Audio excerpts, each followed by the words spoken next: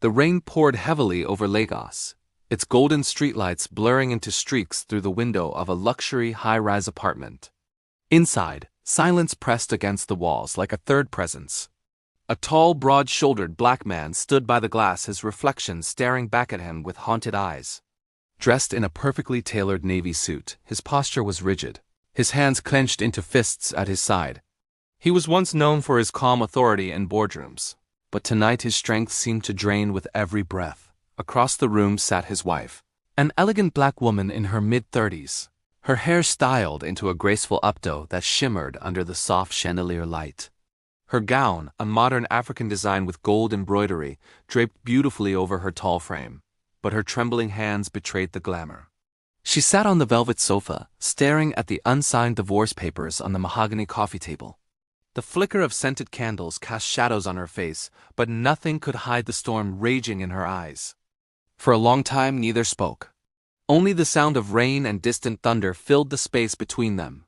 At last she broke the silence, her voice soft, almost pleading.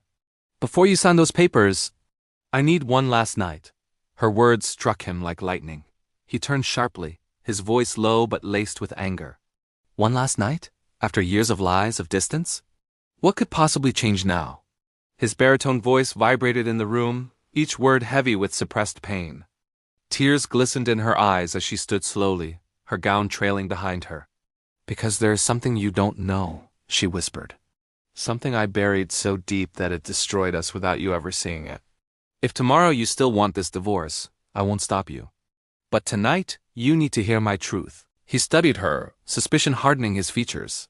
His chiseled jaw tightened, and for a moment he looked away, staring again at the city below. But her trembling tone, her sudden boldness, made him pause. Finally, he gestured toward the papers on the table. "Speak then. But remember, honesty has no return." She nodded, her chest rising and falling as though each breath was a battle. Slowly she began, her voice trembling with memories long buried. "Before I met you, before the gowns and the dinners and the empire we built together, there was a child." His body stiffened instantly. His eyes narrowed as he turned back to her. "A child?" She swallowed hard, her eyes dropping to the floor. "Yes, my first child. He never lived to see the world. I was young, lost, and the pain of that loss almost killed me.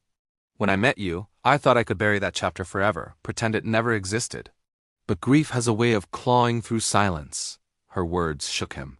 His fists clenched tighter, his shoulders trembling. "All these years," he said bitterly, "all these years we shared a home, a life, and you never told me?"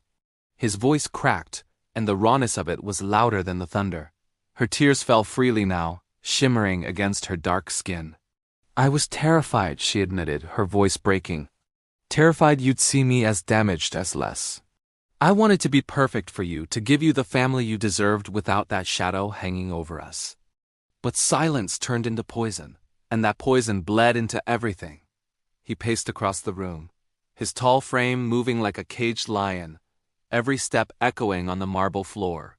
"You built a marriage on lies," he spat, though his eyes betrayed the storm of emotions within him. Anger, yes, but also heartbreak, betrayal, and love all tangled together. She moved closer, her hands reaching out though her voice shook. "No, I built it on love. But I made the mistake of believing love could survive without truth, and I was wrong. That is my sin." He stopped abruptly, turning back to face her. For a moment, his dark eyes locked with hers, and the pain there was unbearable. His lips pressed into a thin line as he struggled to contain his emotions. The candles flickered lower, shadows dancing on the walls as if echoing their fractured hearts. At last he asked, his voice barely above a whisper, "And why now? Why confess this now, when the ink is about to seal our end?" She stepped closer, her heels clicking softly against the floor. "Because I cannot let you walk away without knowing the whole of me. If this ends, let it end honestly. I can't live with you thinking I never trusted you with my soul." The silence that followed was suffocating. Outside, lightning split the sky, illuminating their faces, hers streaked with tears yet burning with resolve. His torn between fury and longing, his chest rose and fell heavily, his hands trembling at his sides. He closed his eyes, exhaling slowly, as though the weight of her words threatened to crush him. When he finally spoke, his voice carried both rage and sorrow. "You should have trusted me," he whispered harshly. "We could have carried this together." Her sobs deepened, but she lifted her chin with a strange kind of strength. "I see that now. I only pray it isn't too late." The camera lingers on the scene, the unsigned papers glowing under the soft light, the storm outside raging like the storm inside their hearts. The tension is unbearable, the future uncertain. The narrator's voice cuts through, heavy with emotion. He thought the papers would mark their end. She believed her silence had already destroyed them. But in this night of confession, the truth began to unravel, and with it, the possibility of either reconciliation or ruin. The screen fades to black, leaving the audience suspended in the moment, desperate to know what comes next. The night after their emotional conversation, the city of Accra felt different. Streetlights flickered softly, casting golden reflections across the modern skyline. Inside a luxurious penthouse apartment overlooking the Atlantic Ocean, Amina sat quietly on the balcony, wrapped in a flowing emerald gown.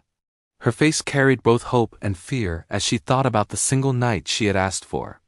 Quaim stood behind her, dressed sharply in a tailored black suit, his posture stiff but his eyes conflicted. The silence between them was heavy, not of anger, but of anticipation.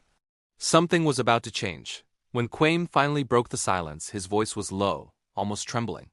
"Amina, do you really believe one night can erase years of distance between us?" His words carried pain, but also a flicker of longing. Amina turned, her gaze steady. "Not erase," she whispered, "but reveal. The truth we never dared to face." Her tone was calm yet magnetic, holding him captive. As the evening unfolded, the couple walked through the city streets together, something they hadn't done in years. People passed by, their laughter echoing, neon lights bouncing off glass buildings.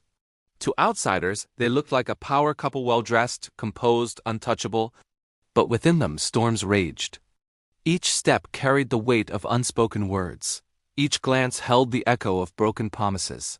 Later, in a quiet jazz lounge, the air heavy with soulful saxophone notes, Amina finally laid bare the truth she had been carrying. "Quaim, the nights I stayed awake, the tears you never saw, it wasn't just loneliness. It was betrayal. Not yours," she said, her eyes glistening, "but mine. Betrayal to myself for staying silent." Quaim froze, his drink untouched. He leaned forward, confusion etched across his handsome face. Silent about what? The pause that followed was unbearable. The dim light highlighted Amina's trembling lips as she finally spoke.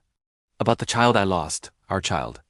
I thought I was protecting you from the pain, but in truth, I was protecting myself from your disappointment." Her voice cracked, but her strength did not falter. Quaim's eyes widened, his world tilting. The revelation was a blow he had never expected. His polished composure shattered, and for the first time in years, his voice broke. "Amina, why didn't you tell me?" Tears welled in Amina's eyes, but she didn't look away. "Because I thought you would walk away. Because I thought you loved perfection, not my scars." The rawness in her words made even the strangers in the lounge feel the weight of her confession. Quaim reached out, his hands trembling as he held hers. The man who had built an empire, who was known for his unshakable confidence, was reduced to vulnerability. "I didn't need perfection," he whispered. "I needed you. All of you." The revelation tore open wounds, but it also carved space for healing. The night carried them back to their penthouse, where they sat side by side, no longer husband and wife on the brink of separation, but two souls rediscovering each other. The city outside buzzed with life, but within those walls, time stood still. For the first time, they spoke without masks, without fear. At this point, pause and imagine yourself in their place. What secret would you reveal if you had only one night left with someone you loved? Share your thoughts in the comments below, because your story might inspire someone who needs courage today. Don't forget to like this video if you believe honesty can save relationships. The following morning, Amina woke up with a sense of peace she hadn't felt in years.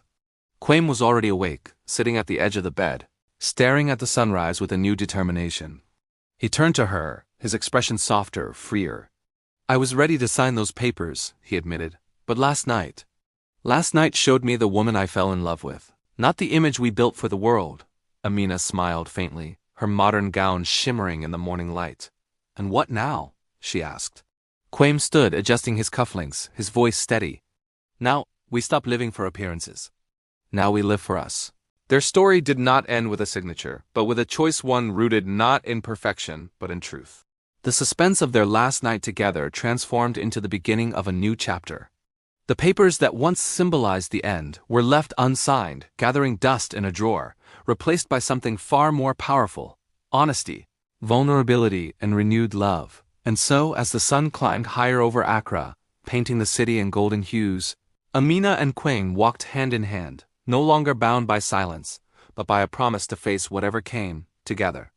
Moral of the story: love does not end because of mistakes, it ends when silence takes its place. True relationships survive not on perfection, but on honesty, vulnerability, and the courage to reveal even the deepest scars.